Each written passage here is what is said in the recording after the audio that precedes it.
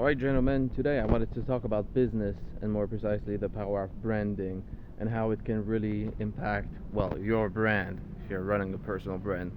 And this all comes back to the time that I was working at the bank, and I was really surprised by the sheer authority that I wouldn't say intern, but basically the employee there, was embodying from the sheer fact of working at the bank and, wearing a nice little shirt, professional and all that kind of stuff.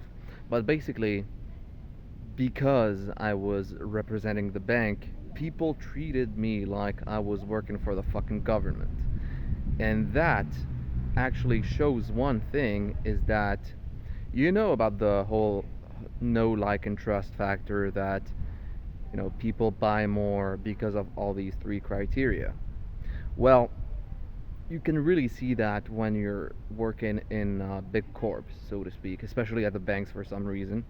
I guess because they hold their money, they're more likely to trust it.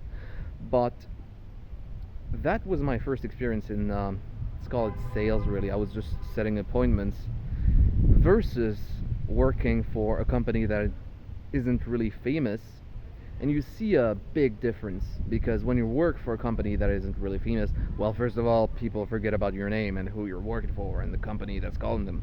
Whereas the bank, well, no shit, they are already clients there, they already know about it at least. So, yeah, they're a lot more likely to, you know, get an appointment in there, like going to see a bank counselor or advisor, whatever they call it. And this is actually crucial. I'm not saying you can get there easily, quite the contrary. Of course, it's difficult. But this may explain the spiral. The more famous your brand becomes, the more known your brand becomes, the easier it is to get appointments. Because, put this into perspective, when I was working at the bank, I just needed one simple, correctly written email. Basically, they sent me a template of some boring ass email that I just did my little copywriting thing to fix and increase conversion rates. And that, like, from the sheer fact that this was the bank and this was famous, it really increased the credibility of my message. I didn't need to call people. If I did, it made things easy. Okay. Whereas when you're not in a famous brand, well, you're gonna have to take a lot more effort. You're gonna try to persuade them and all that kind of stuff. Okay, when are you free? Today or tomorrow? You just try to buy into the urgency. Like, you have to do it today, tomorrow, in 2 days maximum.